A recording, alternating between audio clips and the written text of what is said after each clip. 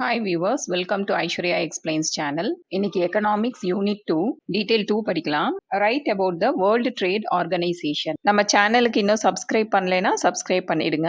இந்த கொஸ்டினுக்கான ஆன்சர் உங்க புக்ல பேஜ் நம்பர் 308ல இருக்கு. The signing of the final act of the Uruguay round by member nations of GATT in April 1994 paved the way for setting up of the WTO. இந்த ஒரு sentence தான் உங்களுக்கு புரியறதுக்கு கொஞ்சம் கஷ்டமா இருக்கும், ஏன்னா நிறைய புது டேர்ம்ஸ் இருக்கு. ஒவ்வொன்னா பார்க்கலாம். உருகுவே ரவுண்ட் அப்படின்னா என்ன?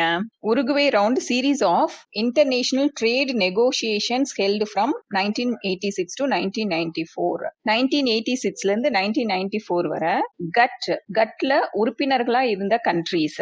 கட்னா general agreement on tariffs and trade. So கட்ல மெம்பரா இருந்த கண்ட்ரீஸ் உருகுவே ரவுண்டுங்கிற பேர்ல பல ஆண்டுகள், கிட்டத்தட்ட 8 இயர்ஸ், வர்த்தகம் தொடர்பாக, வர்த்தகம்னா ட்ரேட், பிசினஸ், ட்ரேட் தொடர்பாக பேச்சுவார்த்தை நடத்தினாங்க. சோ எதை பத்தி பேச்சுவார்த்தை நடத்தினாங்க?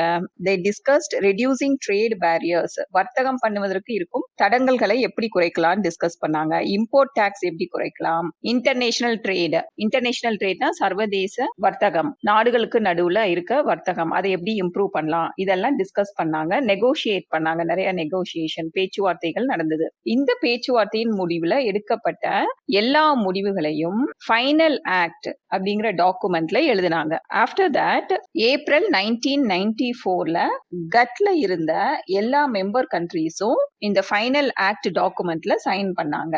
இந்த அக்ரிமெண்ட் தான் WTO உருவாகுவதற்கு வழிவகுத்தது. பேவ்ட் த வே அப்படின்னா என்ன அர்த்தம்? வழிவகுத்தது. Paved the way for setting up of the WTO உருவாகுவதற்கு இந்த அக்ரிமெண்ட் வழிவகுத்தது. An agreement to this effect was signed by 104 members. 104 member countries இந்த அக்ரிமெண்ட்ல சைன் பண்ணாங்க. The WTO agreement came into force from Jan 1st, 1995. 1st Jan 1995ல அதிகாரப்பூர்வமா WTO தொடங்கப்பட்டது. WTO அதோட headquarters, WTOவோட ஹெட் குவார்ட்டர்ஸ் ஜெனீவா, சுவிட்சர்லாந்துல இருக்கு. பர்பஸ், இதனுடைய நோக்கம், regulation of international trade. International trade கண்ட்ரீஸ்க்கு நடுவுல நடக்கிற ட்ரேட சீர்படுத்துதல்னா என்ன? நாடுகளுக்கு நடுவுல நடக்கிற ட்ரேட் ரிலேட்டட் டிஸ்பியூட்ஸை தீர்ப்பது, இம்போர்ட் எக்ஸ்போர்ட் பண்றதுக்கு இருக்கும் தடைகளை குறைக்கிறது, இதெல்லாம் தான் சீர்படுத்துதல். Members of WTO world trade ஆர்கனைசேஷன்ல யார் யார் வேலை செய்யறாங்க? டைரக்டர் ஜெனரல், தலைமை இயக்குனர் இருந்தாரு. 4 டெபுட்டி டைரக்டர் ஜெனரல், டெபுட்டினா துணை, 4 துணை தலைமை இயக்குனர்கள் இருந்தாங்க. And other 600 official staff from around 80 member countries. 600க்கும் மேற்பட்ட ஆபீஸ் ஸ்டாஃப் இருந்தாங்க. இந்த 600க்கும் மேற்பட்ட ஸ்டாஃப் அரௌண்ட் 80 மெம்பர் கண்ட்ரீஸ சேர்ந்தவர்களா இருந்தாங்க.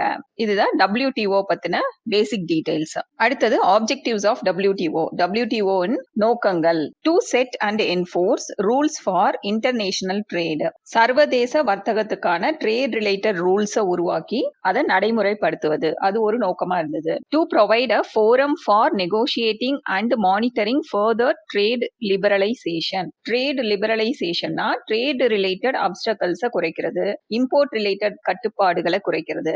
WTO நாடுகள் ஒன்றா அமர்ந்து இந்த விஷயங்களை பத்தி பேச்சுவார்த்தை நடத்த ஒரு மேடையை வழங்குகிறது. மானிட்டரிங்னா எடுக்கப்பட்ட முடிவுகள் சரியா செயல்படுகிறதா என்பதை கண்காணிக்கிறது. இதுதான் second objective. To resolve trade disputes, நாடுகளுக்கு இடையே ஏற்படும் ட்ரேட் ரிலேட்டட் பிரச்சனைகளை தீர்ப்பது. இன்ட்ரோடக்ஷன், இந்த பாயிண்ட் கொஞ்சம் தப்பா இருக்கு, கிராமர் மிஸ்டேக்ஸ் இருக்கு, இந்த மாதிரி கொஞ்சம் கரெக்ட் பண்ணிக்கோங்க. The introduction of sustainable development showed that development and environment can go together. இதுதான் கரெக்டான சென்டென்ஸ். சஸ்டைனபிள் டெவலப்மெண்ட்னா நிலையான வளர்ச்சி அறிமுகம் செய்து வளர்ச்சியும் சுற்றுச்சூழல் பாதுகாப்பையும் ஒன்றா இணைத்து செயல்பட முடியும்னு காண்பித்தார்கள். ஃபார் எக்ஸாம்பிள், இப்போ ஒரு நாடு புதிய தொழிற்சாலைகளை அமைத்து பொருளாதார வளர்ச்சியை மேம்படுத்தலாம், அதே நேரத்துல மரங்களையும் நடலாம், இயற்கை வளங்களையும் பாதுகாக்கலாம். அதாவது இண்டஸ்ட்ரீஸும் டெவலப் பண்ணலாம், மரங்களையும் நடலாம், இயற்கை வளங்களையும் பாதுகாக்கலாம். Development and environment can go டுகெதர்ங்கிறதுக்கான மீனிங் இதுதான். அடுத்த objective, to ensure that developing countries secure a better share of growth in world trade. Developing developing கண்ட்ரீஸ்னா வளர்ந்து வரும் நாடுகள், பணக்கார நாடுகள் மட்டுமில்லாம வளர்ந்து வரும் நாடுகளுக்கும் WTO வாய்ப்புகள் ஏற்படுத்துகிறது. To increase the transparency of decision making processes. டிரான்ஸ்பரன்சினா வெளிப்படையாக இருப்பது. WTO எடுக்கும் முடிவுகள் ரகசியமா இருக்கக்கூடாது. எல்லா மெம்பர் கண்ட்ரீஸ்க்கும் எல்லா இன்ஃபர்மேஷனும் முடிவுகளும் தெரிவிக்க வேண்டும். That's what this point means. இந்த பாயிண்ட் ஏற்கனவே கொடுத்திருக்காங்க, அதுதான் ரிப்பீட் பண்ணிருக்காங்க. அதோட கரெக்டான சென்டென்ஸ் நம்ம டிஸ்கஸ் பண்ணிட்டோம். அடுத்தது to ensure full development and broad increase in effective demand. Full எம்ப்ளாய்மெண்ட்னா அனைவருக்கும் வேலை வாய்ப்பு கிடைப்பதை உறுதி செய்வது. எஃபெக்டிவ் டிமாண்ட் அப்படின்னா having a wish or desire to buy plus having sufficient money to buy. இது ரெண்டும் சேர்ந்ததுதான் எஃபெக்டிவ் டிமாண்ட். வாங்கும் விருப்பம் பிளஸ் வாங்குவதற்கான பணமும் இருப்பது, இதுதான் எஃபெக்டிவ் டிமாண்ட். ஒருவருக்கு ஒரு மொபைல் வாங்கணும்னு ஆசை மட்டும் இருந்துச்சுன்னா அது டிமாண்ட். அதை வாங்குவதற்கு தேவையான பணமும் இருந்ததுன்னா அதுதான் effective demand. To ensure full employment and broad increase in effective demand, அதாவது அனைவருக்கும் வேலை வாய்ப்பு கிடைப்பதை உறுதி செய்வது. வாங்கும் விருப்பம் பிளஸ் வாங்குவதற்கான பணமும் இருப்பதை இன்க்ரீஸ் பண்றது, அதுதான் இதோட meaning. This is an easy question, important question also.